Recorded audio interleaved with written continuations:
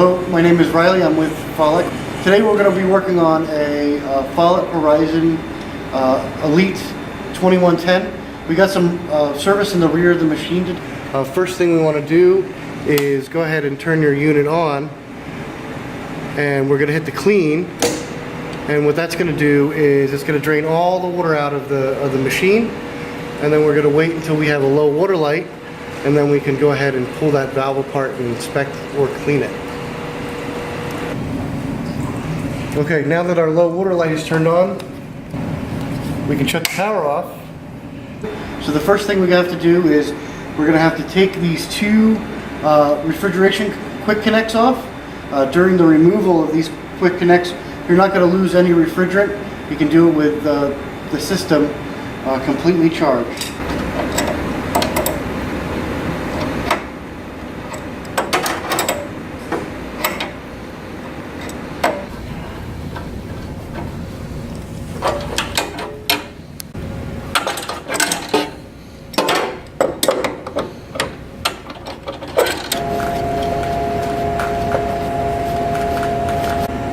We're going to be disconnecting the transport tube.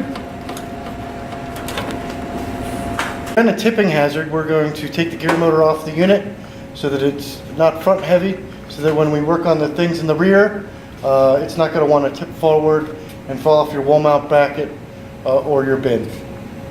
2 screws, 3/16 Allen head to remove the locking hardware from the front of the gear motor. We're prying forward the auger to remove the fork which holds the auger forward. Remove the Phillips head screw on the side of the gear motor that holds the ground wire in place. Put the screw back in place so you don't lose it. Now we're disconnecting the 2 wires that go to the gear motor. Going to remove the 2 9/16 hex head bolts that hold the gear motor in place. When pulling your gear motor off, be cautious not to lose your wood drift key.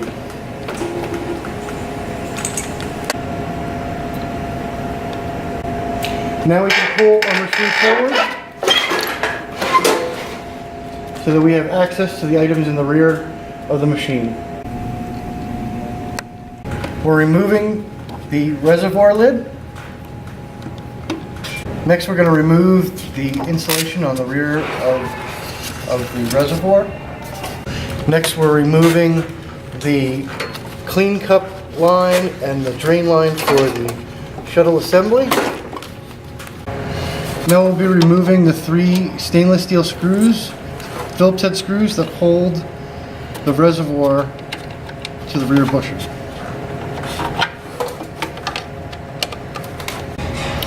Now we're going to slide the reservoir off of the bushing housing, and then we're going to wiggle our tube that's connected to the purge valve. We're going to wrestle that off, and then we can move this reservoir out of our way. We're going to remove the insulation that goes on the front of the reservoir and covers the bushing housing, and we're going to set that aside. Now I'm going to remove the screw that holds the purge valve onto the bushing housing.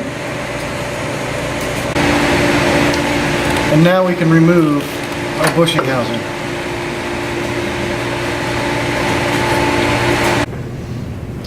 When we put our bushing housing back on, what we're going to do is we're going to lubricate this O-ring with our Petro gel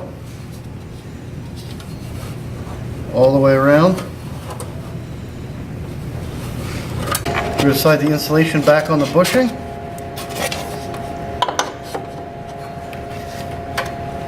Then we're going to push in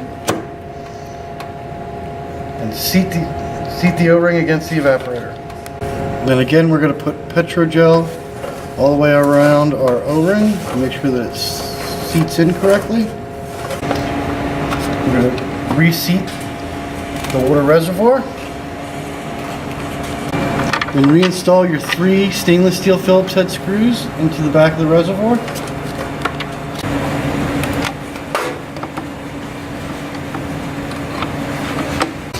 Then we're going to reinstall the purge valve.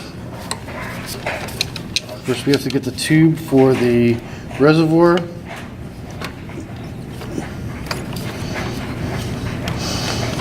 So we have one screw, and then we also have a tab on the bushing housing to keep that purge valve level.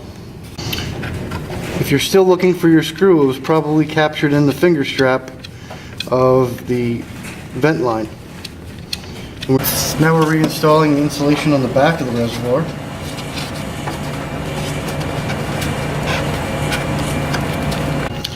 And we reinstall our water probes at the top of the reservoir. And we're going to put our 4 stainless steel screws back in place.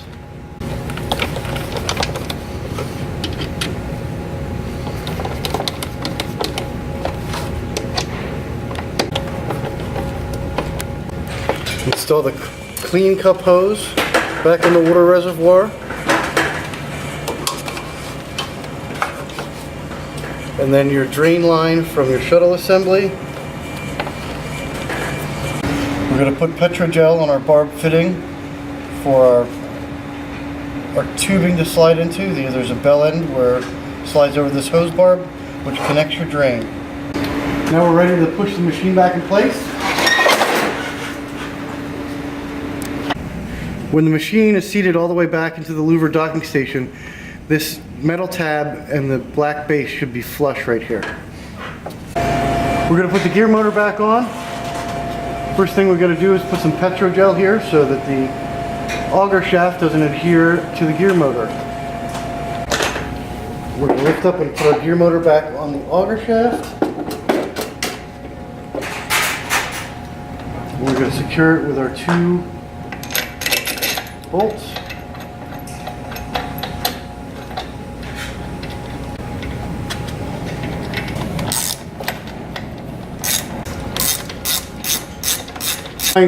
Slightly forward on the auger shaft.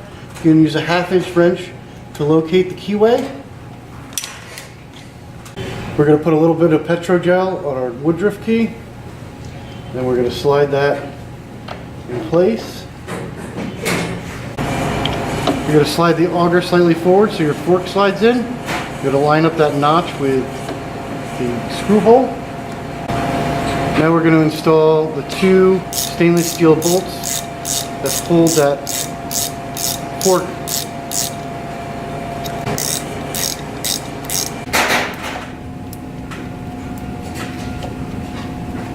Reconnect your gear motor wires, black to black, white to white.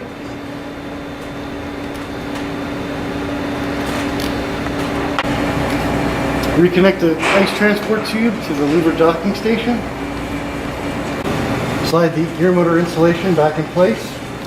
We're going to reconnect the refrigeration lines with the quick disconnects. We're going to add a dab of oil to the threads.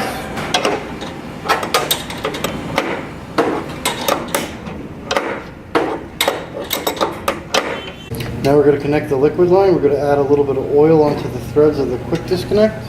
For the liquid line, you're going to have to use a backing wrench. You're going to tighten this up.